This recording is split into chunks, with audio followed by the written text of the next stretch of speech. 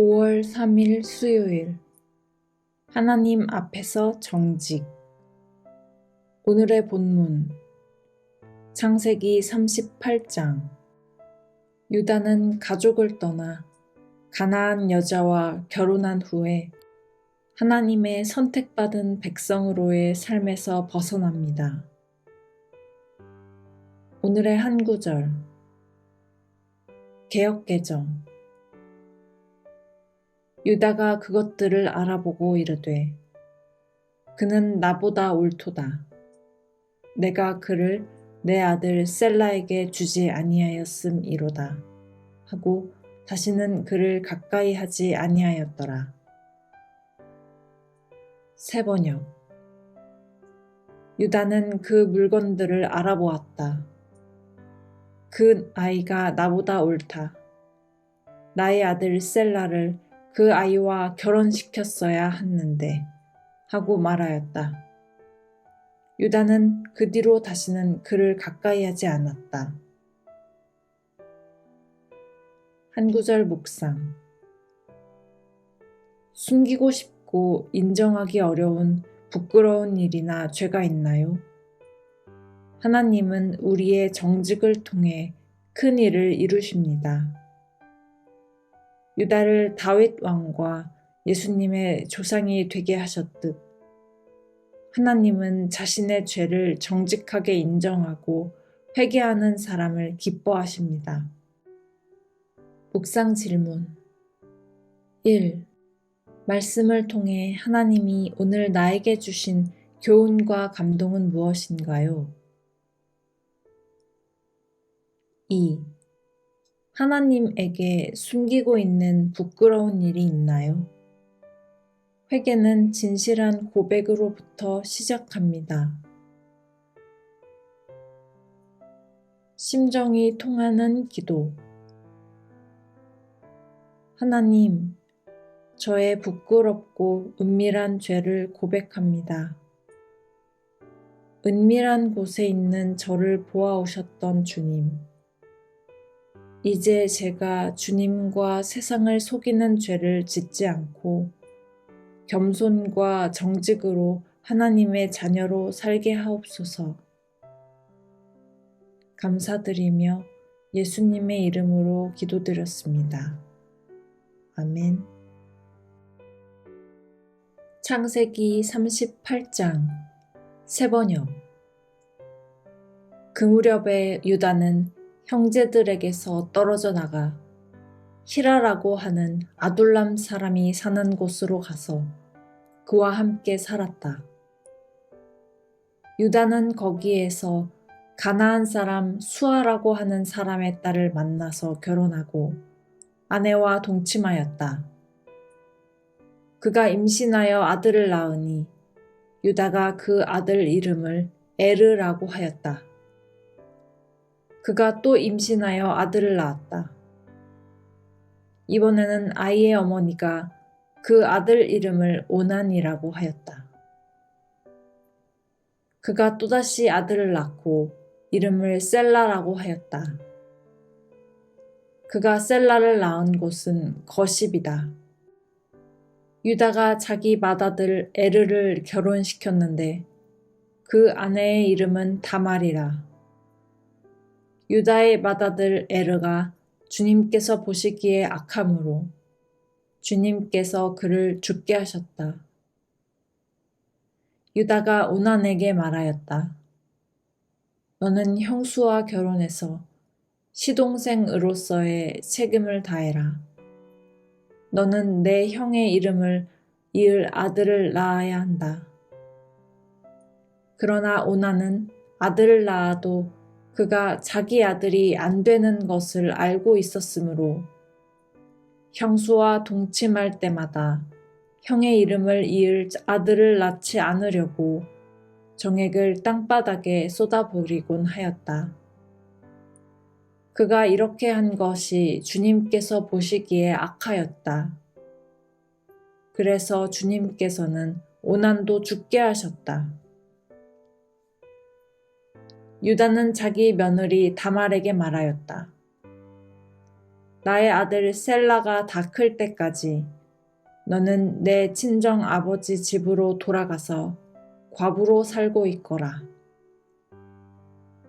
유다는 셀라를 다말에게 주었다가는 셀라도 제 형들처럼 죽을지 모른다고 생각하였다. 그 뒤에 오랜 세월이 지나서 수아의 딸 유다의 아내가 죽었다. 곡을 하는 기간이 끝났을 때 유다는 친구 아둘람 사람 히라와 함께 자기 양들의 털을 깎으러 딥나로 올라갔다. 다말은 너의 시아버지가 양털을 깎으러 딥나로 올라간다 하는 말을 전해 듣고서 과부의 옷을 벗고 너울을 써서 얼굴을 가리고 딥나로 가는 길에 있는 에나임 어귀에 앉았다. 그것은 막내 아들 셀라가 이미 다 컸는데도 유다가 자기와 셀라를 짝지어 주지 않았기 때문이다. 길을 가던 유다가 그를 보았지만 얼굴을 가리고 있었으므로 유다는 그가 창녀인 줄 알았다. 그래서 유다는 그가 자기 며느리인 줄도 모르고 길가에 서 있는 그에게로 가서 말하였다. 너에게 잠시 들렀다 가마. 자, 들어가자. 그때 그가 물었다. 저에게 들어오시는 값으로 저에게 무엇을 주시겠습니까? 유다가 말하였다. 나의 가축대에서 새끼 염소 한 마리를 보내마. 그가 물었다. 그것을 보내실 때까지 어떤 물건이든지 담보물을 주시겠습니까? 유다가 물었다. 내가 너에게 어떤 담보물을 주랴? 그가 대답하였다. 가지고 계신 도장과 허리끈과 가지고 다니시는 지팡이면 됩니다. 그래서 유다는 그것들을 그에게 맡기고서 그에게 들어갔는데 다말이 유다의 아이를 임신하게 되었다. 다말은 집으로 돌아와서 너울을 벗고 도로 과부의 옷을 입었다. 한편 유다는 자기 친구 아둘람 사람 편에 새끼 염소 한 마리를 보내고 그 여인에게서 담보물을 찾아오게 하였으나 그 친구가 그 여인을 찾지 못하였다. 그 친구는 거기에 사는 사람들에게 에나임으로 가는 길가에 서 있던 창녀가 어디에 있느냐고 물었다. 그러나 그들의 말이 거기에는 창녀는 없다고 하였다. 그는 유다에게 돌아가서 말하였다. 그 여인을 찾지 못하였네. 그보다도 거기에 사는 사람들이 그러는데 거기에는 창녀가 없다고 하네. 유다가 말하였다. 가질 테면 가지라지. 잘못하다가는 창피만 당하겠네. 어찌하였든지 나는 새끼 염소 한 마리를 보냈는데 다만 자네가 그 여인을 찾지 못한 것뿐일세.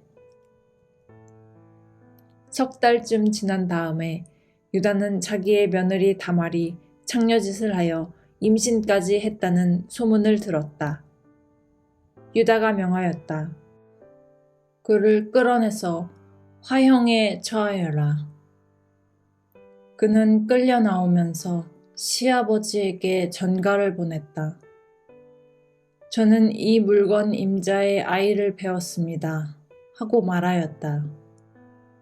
다말은 또 말을 계속하였다. 잘 살펴보십시오. 이 도장과 이 허리끈과 이 지팡이가 누구의 것입니까? 유다는 그 물건들을 알아보았다. 그 아이가 나보다 옳다. 나의 아들 셀라를 그 아이와 결혼시켰어야 했는데 하고 말하였다.